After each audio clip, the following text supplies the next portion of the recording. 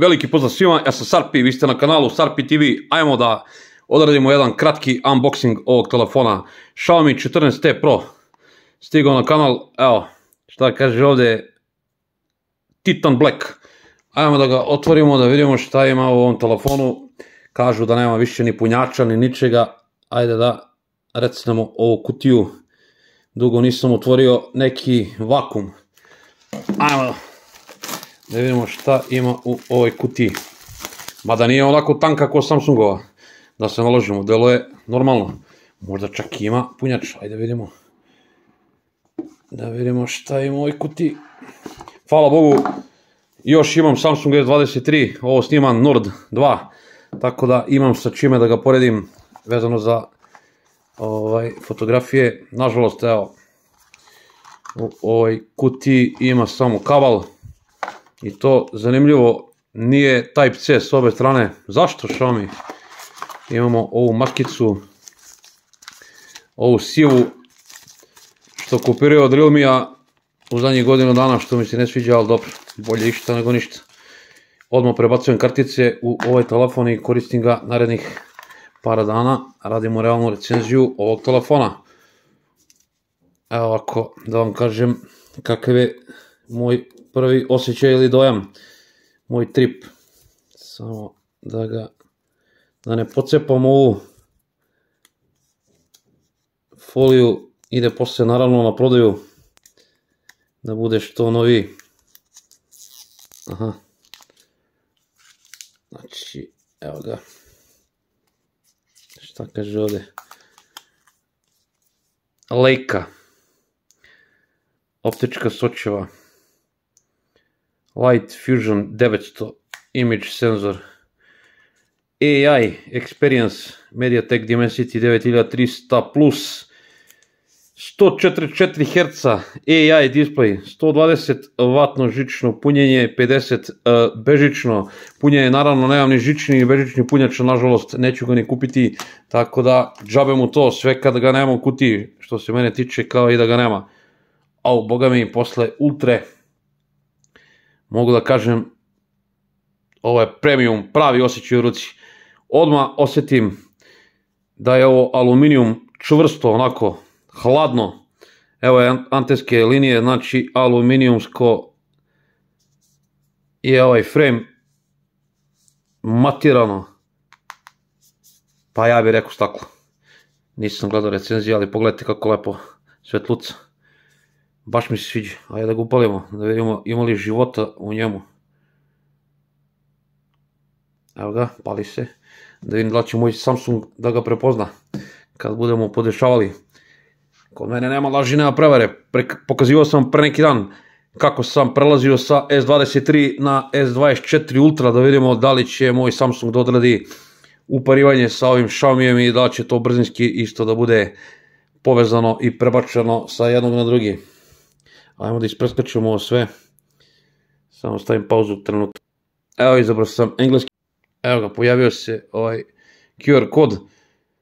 Samsunga nije video, ali ga je video Nord, koji mi je prekinuo snimanje, tako da zbog toga je snimanje prekinuto. Sada ću da skeniram ovaj QR kod sa Samsungom, pa ćemo da vidimo šta će da se desi. Aha, tera me da pokrenem neku aplikaciju. Aha, da na Samsungu upalim Bluetooth, ok. Da vidimo da li će da se povežu. Ali nevjerojatno, evo, Nord 2 ga je odmah video, koji je prekinuo ovaj unboxing, nažalost, a Samsung ga nije video dok nisam skenirao QR kod. Aha, moram da aktiviram eSIM.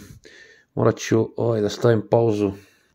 Neću sad ubacujem kartice, ubacit ću kasnije, prvo ću da odradim ove verifikacije mojih naloga, pa ću onda te kasnije, kada to sve sredim, da ubacim moje kartice. Evo, sada me pita šta da kopiram sa Samsunga. Neću nikakve aplikacije, samo ću da prebacim podešavanja telefona i moje naloge. Tako da, ajde i to da odradi. Evo, sprema se za to kopiranje.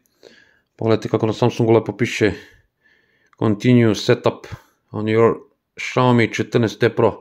I sad me on pita šta hoću ovdje da prebacim.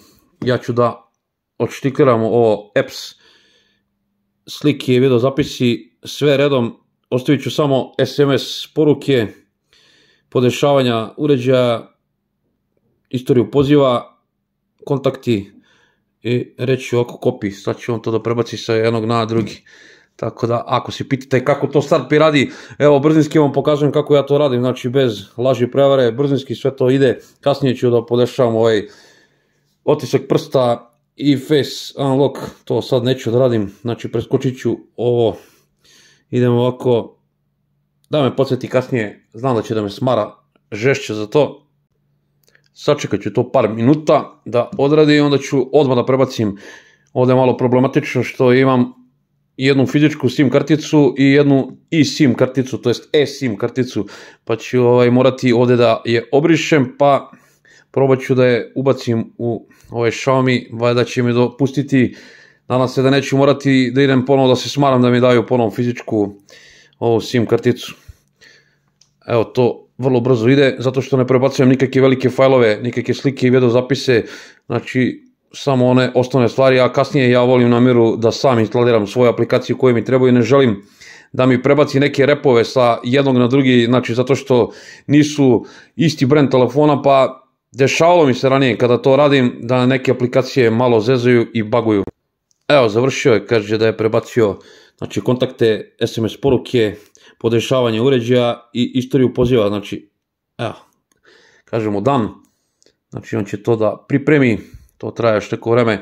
Dobro, stavljao sam malo pauzu da ne bi predugo trajao ovaj video, nema potrebe, otprilike cenim da će to za 10 minuta sve ukupno da bude gotovo završeno i onda posle toga da update-uje, neko me zove, nevjerojatno, sa sakrivenog broja, znači ja se takima ne javljam, znači bit će prekinut poziv, tako da svi koji me zovu sa skrivenog broja, ja se ne javljam, naravno takim likovima.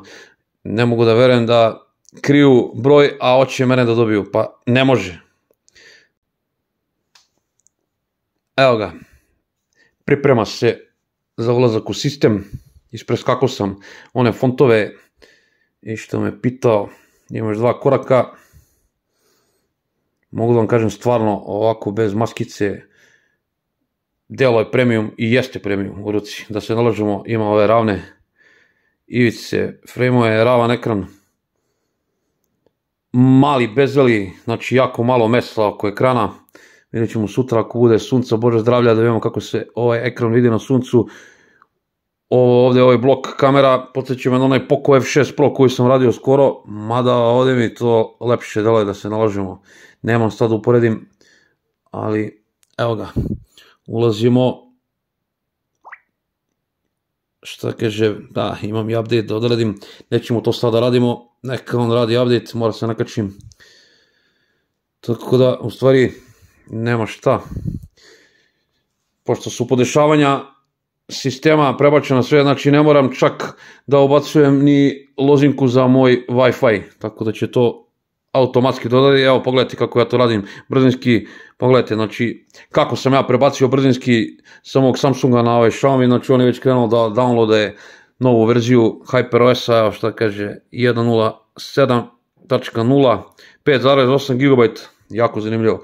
Šta vam kažem, vidimo se za par dana u realnoj recenziji, ako nekog bude zanimao ovaj telefon da ga kupi od mene, ja ću još večeras da ga stavim na KP, iće po nabavnoj ceni, koliko sam ga ja platio, toliko ću da ga prodam i pratiocima ovog kanala. Ako me niste zapratili, zapratite me, lupite like, komentarišite, napišite dole u komentarima šta bi voljeli da vam pokažem, šta već niste videli vezano za ovaj telefon.